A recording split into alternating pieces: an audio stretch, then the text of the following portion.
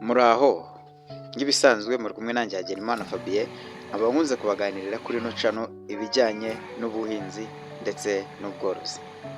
Mu bworozi nkunze kubaganirira ibijyanye n'ubuzima bw'amatungo, ni iki umworozi yakora kugira ngo yirinde ibihombo, ese ni ayahe makosa asanzwe akorwa n'aborozi kugira ngo tuyirinde.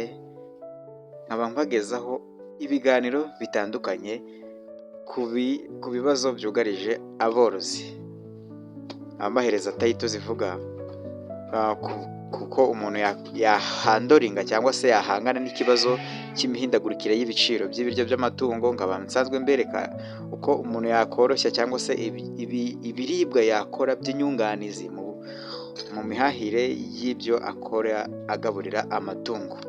Kuri uno munsi rero nkaba mbakoreye ino video ngira ngo mbatembereze cyangwa se mbaganiririze ibijyanye n'izi mashini dusanzwe tubona mu bworozi bakoresha bifashisha mu gutunganya ibiribwa by'amatungo. Harimo izi za pallet machine, za animal feed cutter ndetse n'izindi. Nkaba ngiye kubajyana rero ku masoko y'Abashinwa, kuri website Abashinwa bacururizaho bino bikoresho, cyane ko ahanini mumaze kubimenyera ko ibi bikoresho tubibona tubikuye mu Bashinwa. Harimo za incubator ndetse n'ibindi. Nkaba ngiye kubajyanayo tukareba ibiciro byaho ukuntu byifashe, mbasobanurira ese ushaka kukigura cyangwa se kugihaha byaca mu zihe nzira. Uraza kutwandikira muri comment yewe ukeneye kuba wakontaktingana n'aba Bashinwa, yewe ukeneye ubufasha ku bijyanye n'ukuntu watumiza iyi mashini cyangwa se iki gikoresho. Ibyo byose nibyo ngiye kuba nabereka muri ino video, ndetse nyuma yaho turaza kureba ibiciro. Tumaze kubona line up ku biciro bihari, turaza kureba noneho umuntu aramutse ashatse kuyikorera byamutwara iki, ese wayikorera ukoresheje ubuhe buryo. Turaza kwinjira mu miterere y'iyi mashini, mu mikorere yayo, tumenye ngo iyi mashini igizwe n'ibihe bice, ese ushatse kuyikora ni ibihe bintu by'ingenzi wakenera. Turaza kubibona ni ibice bigera muri 3 cyangwa se 4 wakenera nk'umutekinisiye ukayikorera, ubundi ugatangira kujya ugabura ibiryo wikoreye iwawe. Mwibutsa ko mu minsi iri imbere ndaza kubakorera ikiganiro cyangwa se video ikwereka ku buryo ki wakarikira ushaka kwikorera ibiryo bisimbura blender, uburyo wavanga impungure, isoya, umunyu, amakara, calcium, lysine ndetse n'ibindi, uburyo ki ibyo bintu bivangwa, ibiryo ki bakora blender. Icyo niyo tayito ndaza gukurikizaho mu minsi iri imbere. Wowe icyo usabwa ni ukora subscribe kugira ngo utazicirwa n'ibiganiro byangaha. Ngo haye ikaze rero muri iki kiganiro wowe wabashije kugera hano. Tayari mbere yuko rero mbereka uko wakikorera ino mashini, reka tubanze dusure website y'Abashinwa bacururizaho ibikoresho bijyanye n'ubworozi. Bacuruza ibikoresho byinshi bitandukanye, ariko twe twigira kuri side y'ibikoresho byo mu bworozi, ari nayo ngingo dufite kuri uno munsi. Dutegereze ino website ifunguke. Tayari ndimo ndabona irafungutse. Wow, bahise badufungurira ku bikoresho. N'ubundi murabona hano ko bahise batuzanira pallet machine, ariyo twifashisha mu gukora ibiryo by'amapallet, ibiryo by'inkoko, ingurube, inkwavu n'inka. Nazo zishobora kuba zagaburirwa pallet, biterwa na buryo kugabura, ariko hano duhisubiza kuri pallet. Pallet bano baratubwira rero ko imashini imwe 1 PS igura amadolari 1,030 kugera ku 1,080. Iyi ya kabiri baratubwira ngo irimo iragura amafaranga mu madolari 1,530 kugera ku 1,580. Izi turiho ni pallet machine. Turebe hasi, iyi ndiyo ndabona bari kutubwira ngo ni 3,310 kugera ku 3,340. Pallet machine bivuze ngo mo hano ibiciro birahindagurika cyane, ariko uko bihinduka byose bigubamo hano hagati. Icyo nicyo giciro pallet machine ibihagazeho kuri ano masoko y'Abashinwa, cyangwa se mu Bushinwa nyirizina. Pallet machine ni iki giciro ibihagaze. Murazibona zino ni mashini zisanzwe, uretse mwenda nzibereke ukuntu zikora. Urabona hano baratubwira ngo ni animal fish. Ino akaba ari ikora pallet z'amafi. Batubwiye ko yo igura amadolari 455, ariko ntabwo igirenza 485 ku mashini imwe. Bivuze ngo izi mashini harimo imashini nini, hakabamo n'utumashini dutoya. Utu dutoya nitwo barimo kutwereka ko dushobora kugura kuri 400 ndetse iyi ikurikiyeho ndabona bari kumbwira ngo ni amadolari 750 kugera kuri madolari 760. aha ngwibutse ibi biciro barimo kuduhereza ni iby'ino mashini iri mu Bushinwa, itari yazanwa mu Rwanda cyangwa se mu kindi gihugu urimo kurikirana ino video urimo. Igihugu cyose waba urimo ino mashini wayigura, ariko ibi biciro bari kuduhereza ni igihe imashini ikiri muri store zabo mu Bushinwa. Ni ukuvuga ngo ino mashini ukimara kuyigura, ndabona harimo na incubator barimo ratubwira ngo iy'amagi 5280 igura amadolari 1150 kugera ku 1220. Izi ni za mashini mu Rwanda benshi muramaze kumenyera ko natwe dusigaye tubikora. Natwe hano ku isoko y'ubworozi uyikeneye twayigukorera tukayikuzanira aho uri hose mu gihugu ku giciro gito, ariko hano barimo baratubwira ngo ni 1150. Wibutse ko hano ibikiri mu Bushinwa ntabwo biba yagereye igihe cyo kuvayo. Ubwo iyo yishyuye kino 1150, ikiba gisigaye ni ukuyitegera itike. Ubwo ni indege, wamara kuyitegera ugahita ushyiraho n'imisoro ikigera mu gihugu kuko ugomba kuza ugasora. Urebye no mashini buriya mu manyarwanda ni nga miliyoni n'ibihumbi nka 300. Miliyoni, hagati ya miliyoni n'ibihumbi 300 na miliyoni n'ibihumbi 500 byose byagiyemo n'itike n'imisoro. Iyi mashini wayibona.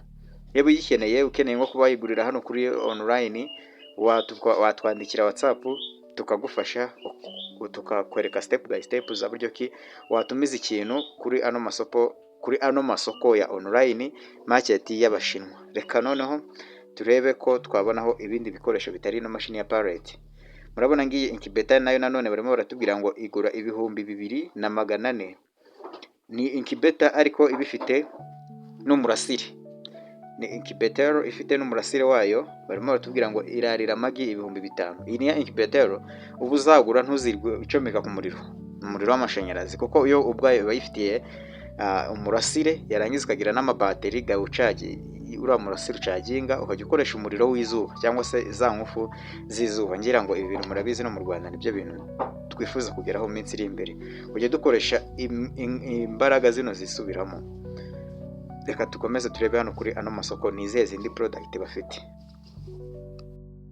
Ikindi murabibona, izi ni za mashini dusanzwe tumenyereye tubona abazungu ahanini nibo bakunze kuzifashisha bakata ubwatsi nk'imitumba, imibingo ndetse n'ibishekesheke gutyo, bwa bwatsi bukomeye.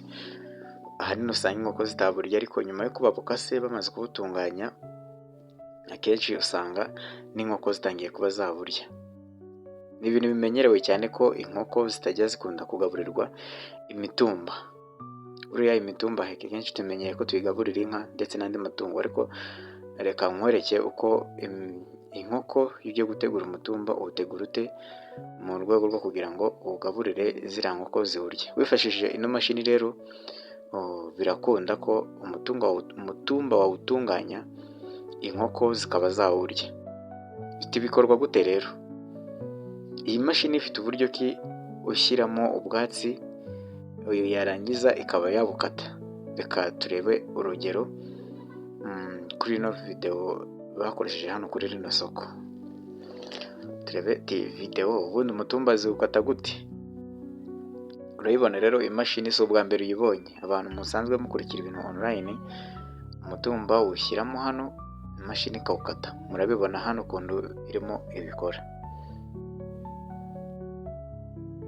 Iyi mashini imaze kuba yakata uno mutumba rero, niho ufata uno mutumba ukawuvanga n'ubwatsi busanzwe. Abantu musanzwe mudukurikira kuri no channel ibi murabizi, mwabonye hejuru ukuntu twakoze kugabura imitumba wivanze na blanda, ibitoki bivanze na blanda. Ibi ni ibintu mumaze kumenyera. Iyi mashini rero ikabigura ngahe?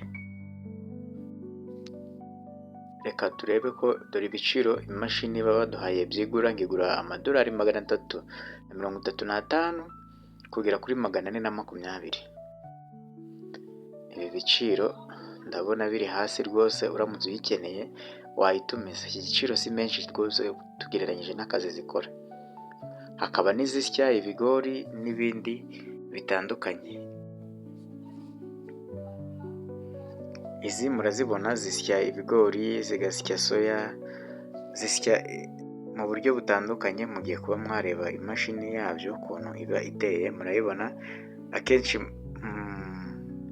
Bamwe mujya muyibona isya ibijyanye n'utuwunga, ibijyanye n'ifu y'ubugari, ariko hano ho twikatira ubwatsi, tuyikoresha dushaka ubwatsi bw'amatungo, ubwatsi bw'inkoko, ubwatsi bw'inka, ubwatsi bw'ingurube ndetse n'andi matungo. Iyi video nkaba nagira ngo nyikorere mwe b'aborozi mumenye ngo ibiciro by'izi mashini biba bihagaze gute. Ibi ni ibiciro turimo kurebera ku ruganda rw'Abashinwa bakora izi mashini, ibiciro baba bashyize ku ma online market yabo bacururizaho zino mashini zabo. Murabona Umushinwa aracuruza akagera no kuri tuno natwita imbeta, zimwe zambikwa inkoko ku izuru. Murabona impeta imwe iba ihagaze agaciro k'amadolari 0.10 kugera kuri 0.20. Ni ngayo nguko rero ibijyanye n'ibi biciro by'izi mashini ziva kuri ano masoko y'Abashinwa. Wowe ukeneye kumenya ko wakikorera ino mashini, nababwiye ko ushobora kuba wayikorera ugendeye kuri biriya bice by'ingenzi, ari nabyo ngiye kuba naberekamo hano. Murabibona hano ibi bice by'izi mashini. Ukeneye kuba wayikora cyangwa se inama zijyanye n'ukuntu wayikorera, aho wakura ibino bikoresho wayikoresha, twandikira muri comment, tuzagukorere video ikwereka ukuntu wayikorera uyiteranyiriza n'amafaranga byagusaba. Murakoze rero, niba ari ubwa mbere ugeze kuri ino channel ntibagirwe gukora subscribe, ca muri comment, sharinga ku nshuti zawe, kora like, ubundi mugire ibihe byiza.